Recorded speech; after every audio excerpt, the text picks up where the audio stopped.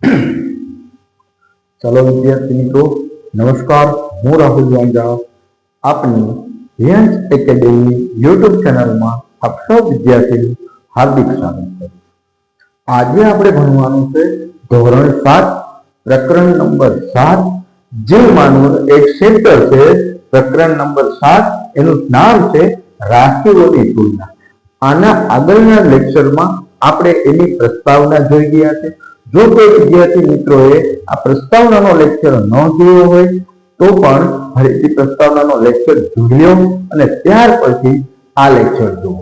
ચલો, આમાં રાશિઓની તુલનામાં આજે જોવાનું છે સ્વાધ્યાય 7.1 એનો પ્રશ્ન નંબર 1 શું કહે છે?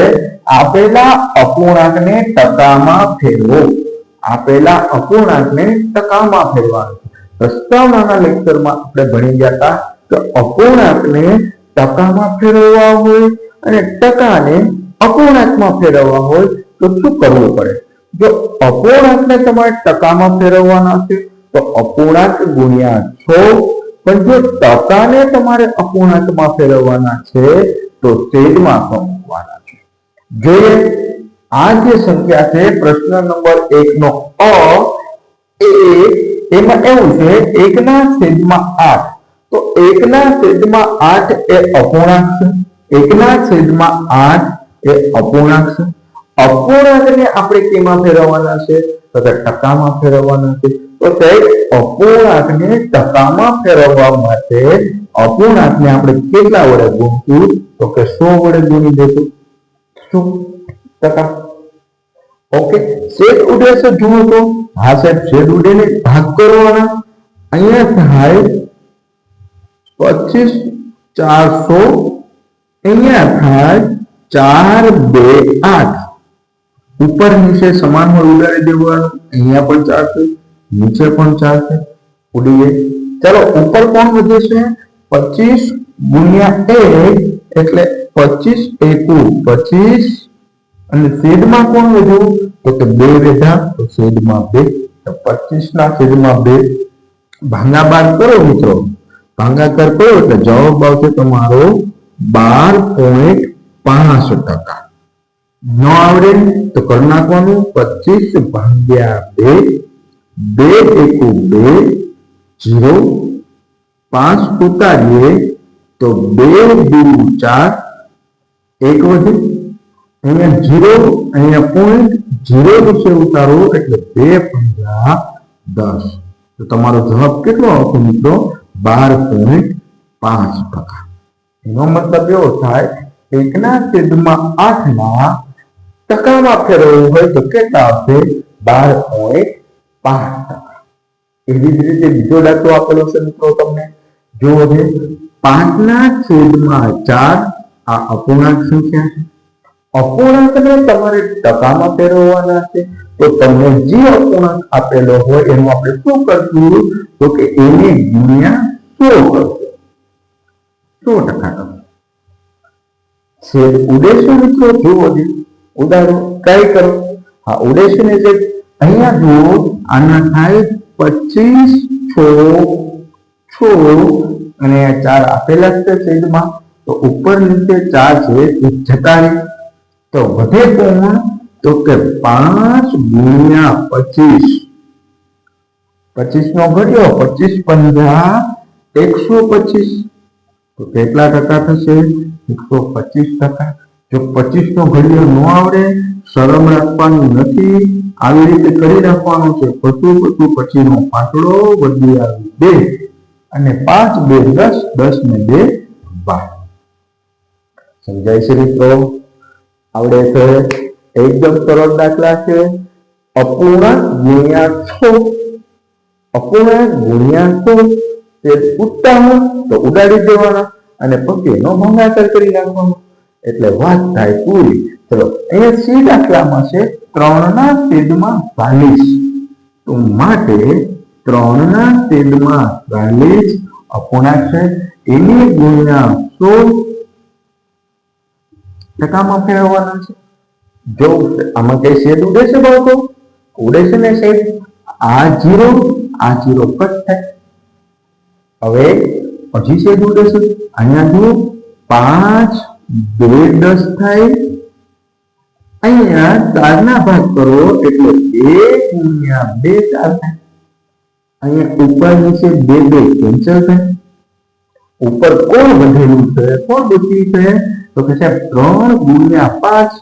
3 ગુણ્યા 5 છેદમાં કોણ વધેલું છે? તો કે 2 વધેલા છે. 3 પંજા 15 છેદમાં 2. 15 ને તમે 2 વડે ભાગશો તો તમારો જવાબ વિદ્યાર્થી મિત્રો આવશે 7.5%. 7.5%.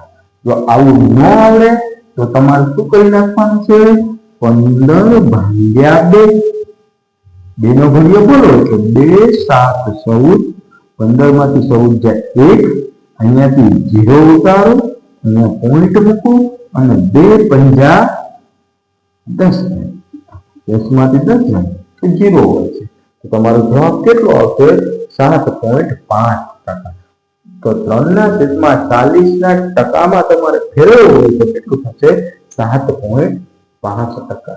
ચાલો સેમ ટુ સેમ દાખલો છે. અપૂર્ણાંક છે. અપૂર્ણાંકને તમારે કેમાં ફેરવવાના છે વિદ્યાર્થી મિત્રો? તો કે ટકામાં ફેરવવાના છે.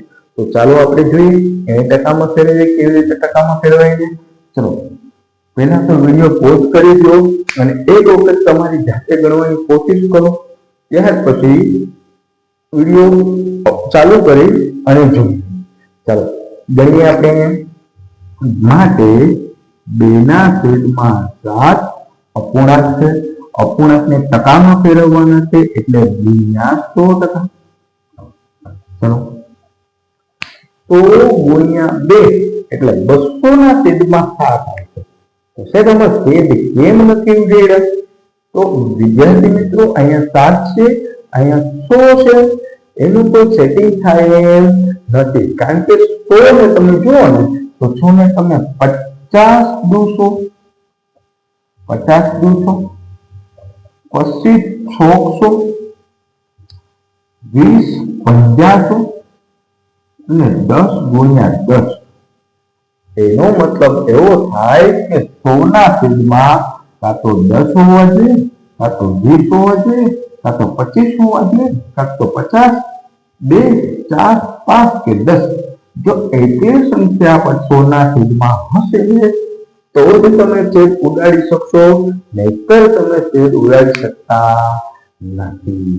ચાલો તો અહીંયા છેદ તમે નહીં ઉડાડી શકો તો કયું કરવાનું નહીં? આ 100 ગુણ્યા 2 એટલે 200 છેદમાં 7. ઓકે, તો સાહેબ હવે આનું શું કરશું? તો આનું કઈ નકરા વિદ્યાર્થી મિત્રો? આનું આપણે શું કરશું? તો આ 200/7 નો ભાગાકાર કરશું.